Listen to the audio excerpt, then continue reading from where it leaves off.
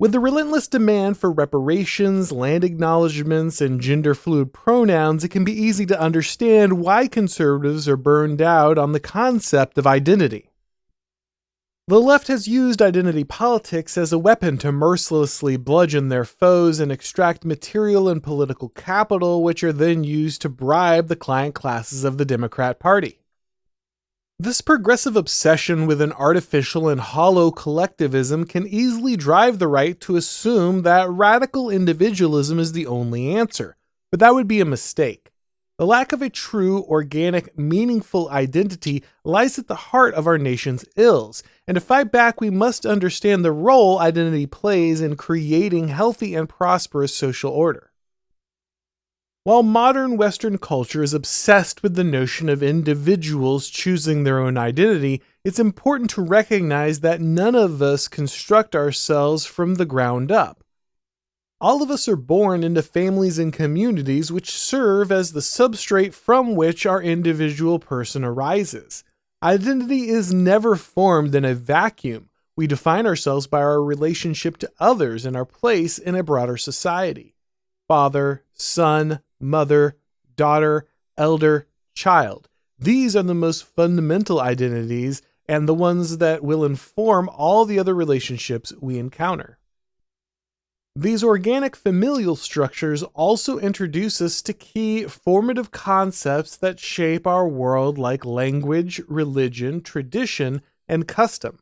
These concepts give us sure footing and help us to understand how we should order our lives, how we should treat others, and what common moral vision guides our community. Most people don't deeply interrogate these beliefs because they form the bedrock of the social order.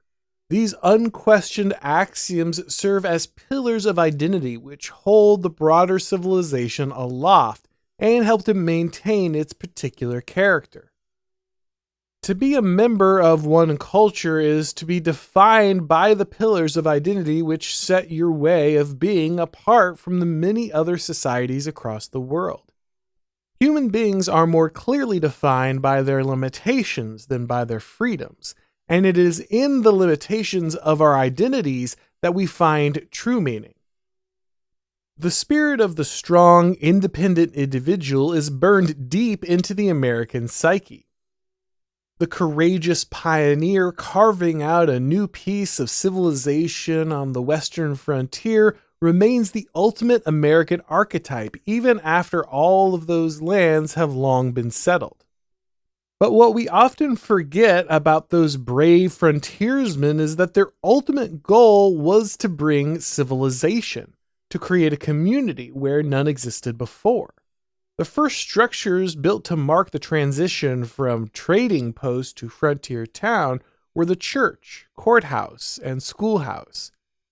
Even the most rugged individuals knew from their own cultural upbringing that religion, education, and law were fundamental to the continuation of the way of life that they held dear.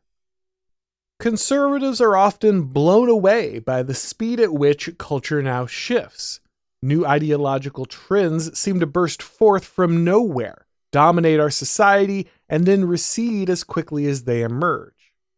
Mass media is the main delivery system for those mimetic contagions, blasting them like endless propaganda across every platform of communication until they are superimposed on the public consciousness. Parents watch their children adopt alien forms of speech and dress, chanting strange slogans and spouting ideological pronouncements with no connection to reality. The constant drip of social media, state education, and algorithmically curated entertainment have the capacity to create entire social movements seemingly out of thin air. These social movements often present themselves as forms of identity. Transgenderism, arcane sexualities, and protest movements all become costumes that young people try on and wear for a time before discarding them and consuming the next round of mimetic contagion. While it's easy to feel like any one of these particular identities is the problem, it's actually the lack of authentic identity that makes modern society susceptible to these relentless waves of ideological possession. Like a tree with deep and old roots, an individual who is woven into an organic network of rights, responsibilities, and traditions is far less likely to be pulled away with the tide. It is the foundational nature of identities that orients us and sets us firmly against the fads and fashion that ideology can bring to bear. Propaganda can only be countered by a firm grounding in who we are and what we are loyal to. The man whose life is full of meaningful relationships and tied to the shared moral vision of his community has no need to look for the cheap and artificial identities that modern leftism offers. In the preamble to the Constitution, the founders remind us that the United States is not just a vision for the current generation, but a heritage to be handed down to our posterity. If conservatives want to fight back against the putrid identity politics of the left, they must instill the organic identity that the founders relied on to make America great. The Christian faith, the regional traditions that came predominantly from Europe before taking on a distinctly American flavor, and the voluntary communal associations that define so much of day-to-day life. This also means taking back the responsibility to educate our children and carefully select the media we consume. We can't hand the minds of the next generation over to those who wish to destroy us and expect them to be returned intact. In a sea of ideological propaganda and social conditioning, only the organic network of faith, family, tradition, and duty can bind against the raging tides. In the battle against identity politics and social programming, the answer isn't radical atomization of the individual, but the healthy and powerful identity that our founding fathers promised as the birthright of this great nation.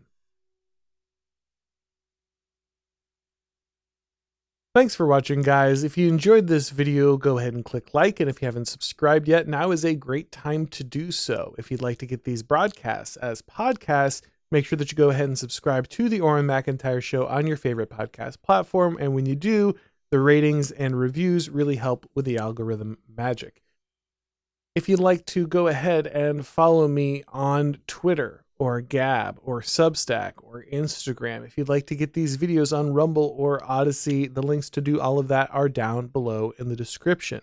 And of course, my new book, The Total State, is out. I've been all over your favorite shows, including Academic Agents channel, speaking with the great Tom Woods. Even Dr. Drew had me on to talk about the book, which was pretty fun. So if you have not gotten your copy yet, of course, you can find that on Amazon or many of your favorite local bookstores. And as always, you can go ahead and find all of my shows and all of my columns over at The Blaze. Thank you so much for watching, guys, and as always, I'll talk to you next time.